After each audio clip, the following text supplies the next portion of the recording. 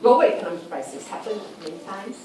So you have 29 recession, 79 Asian financial crisis, subprime crisis 2008, and 3 years back, 4 years back, 4 years now, Eurozone, sovereign debt.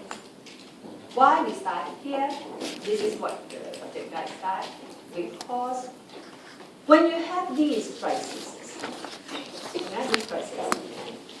you see, okay, one thing, financial crisis show us that the countries are so complex. Yeah? The crisis has potential to house or reverse economic globalization as countries start to improve. Yeah, it also seriously has serious effect to living standards. The last point, not this last point, not so. Okay. What indicators? Just now I went around asking you for some of the indicators. Yeah, in Waters' book, chapter 2. I told you have to read Waters, right? And student came and asked me, really have to read or not? Student also asked Miss Gosling, really have to read or not? And Miss Gosling now starts to admit that it's not easy to read. I have told her this from the beginning when they started putting up this subject guide on globalization. They showed me the book. I said, this book is not easy.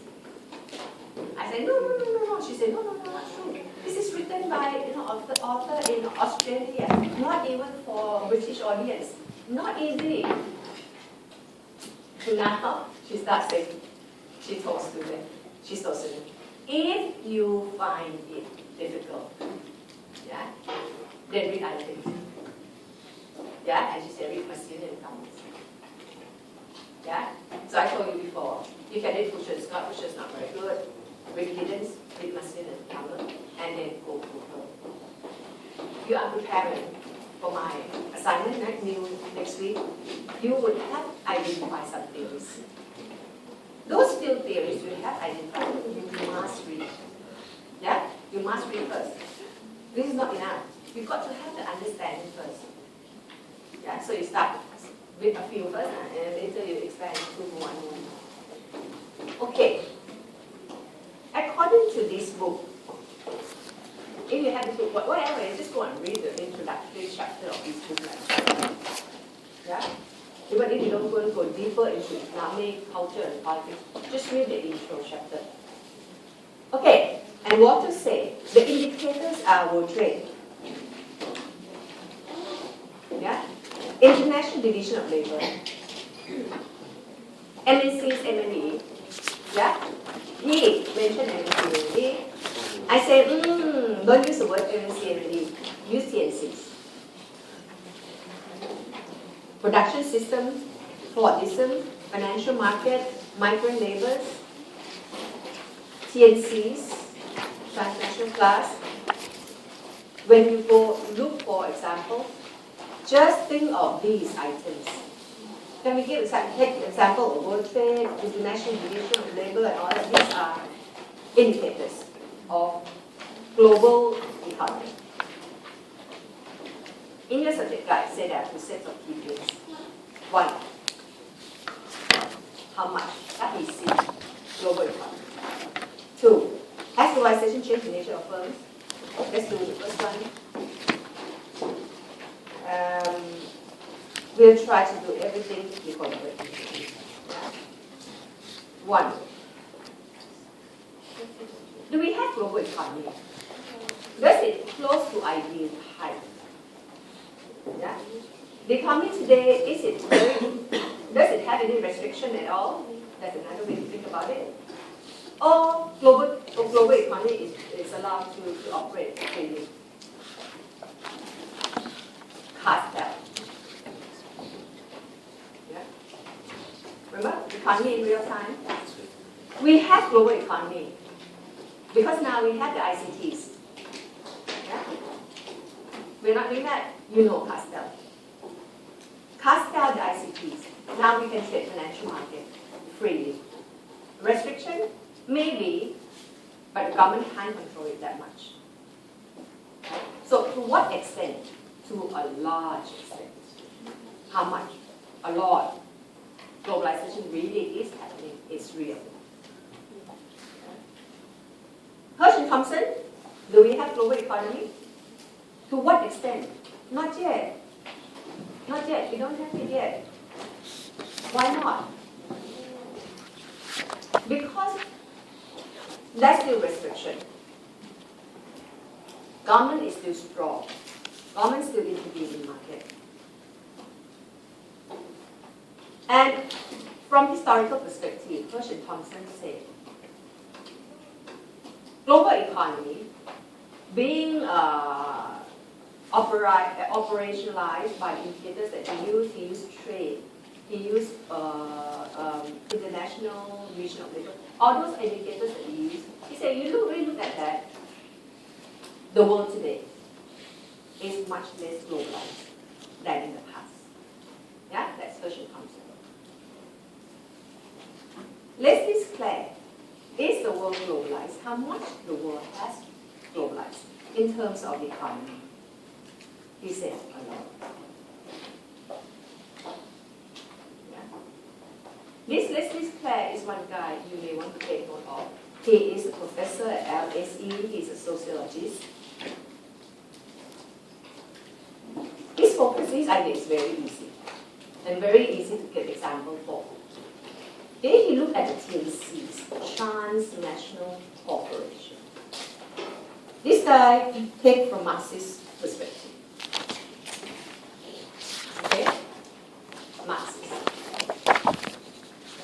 Without telling you what he would say, how a Marxist would open their mouth, you know, the Marxist would have said, this is economy, this is capitalism.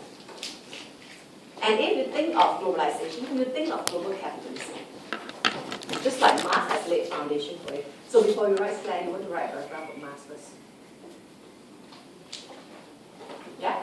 You write a paragraph of Marx, how Marx think about it, and how Marx actually has kind of put in seeds idea on global capitalism. Okay? So, a Marxist would have said, capitalism is a profit making. They will have to create working class. Majority are working class. They are also consumers. Yeah? And these consumers have to be taught to want the products, isn't it? And to do that, you spread the culture of consumerism. So now, consumerism, or they want this product, is spread everywhere. Yeah? That's the idea. That's really the idea of Clare. Clare said, now we have something called global capitalism, or the TNCs. Yeah? TNCs want to make money. They want to make profit. How they do it? They look out for where is the best place to make money. Where is the cheapest place to get raw material? Where is the cheapest place to get labor? That's why you see supply chain. Right? That's why you see international division of labor. Yeah. Who is the one that is the, TNC is the company. What about class? Oh, you have one class, the dominant class. Yeah. These are the executive of the TNCs. They go around looking for products, looking for resources, looking for raw material. And they start having their companies all over the place. These are the capitalist class. They go about exploiting these countries. And in order to sell their product even more, they have to create culture and convince people they need these products. Okay? So this is Marxist theory. Have to look at something we have prepared. Okay? This is Marx, this is about economy. Globalization is capitalism. This is the 60s. Okay? There are some changes in the capitalism today. Why? Now we are talking about transnational practice. Okay? What we have is the TNCs, the TCCs. This is capitalist class. TNC is capitalism. Yeah? If you want to use Marxist term, this capitalism, these are companies. TCCs, these are the capitalists, these are people that have power to make decisions. Politics is always about decision making. And another sphere is culture. Culture or ideology or consumerism. This is alienation. Now, let's have a look at TNCs. We start with TNCs. So, this class is very easy. TNCs, TCCs, and cultural ideology of consumerism. The word ideology, I mentioned to you, this is very Marxist. For people like Durkheim, wouldn't use the word ideology. Anyone who talk about ideology, you know that is Marxist. That is the value, but they call it ideology. Some people call it hegemony. But hegemony is the same idea. It's very Marxist. Okay. These are the TNCs. Yeah, so the one in blue, the ones in blue are the TNCs. The one in black, countries. This one is in 2011. I didn't get it this year. Do you see how these countries, these are top economies by revenue. So you see the size of their resources. The EU together were huge. Surely they ranked the first. Maybe not anymore. China, Japan, Australia, Norway, and Shell. Huge. Yeah? Huge resource they have. ExxonMobil, Walmart, BP, these are TNCs. Yeah? Sinopec, China National Petroleum. Thailand. No, I don't think Thailand will be here. Thailand probably will be there. Now that economy is going down. I'm supposed to go Bangkok tomorrow. I don't know whether I can go now. Because people stay around my house, which is right in the center of town, all blocked. You know, people all over. They block the street. You know. So, you see, these companies can buy Thailand anytime.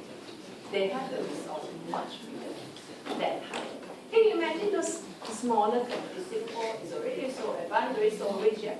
Can you imagine those countries that these TNCs operate? Guatemala. Yeah, Starbucks is there, really there. Because Starbucks get the Guatemala to grow coffee beans for them. Starbucks can buy Guatemala, the country, easily.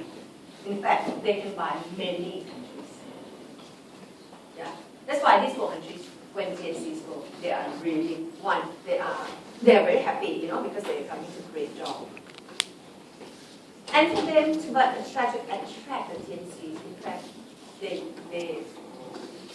have to create a policy that favors efficiency. So they give away a lot of responsibility to these companies. So TNCs, according to SPEC, are the key to world economy. They are huge.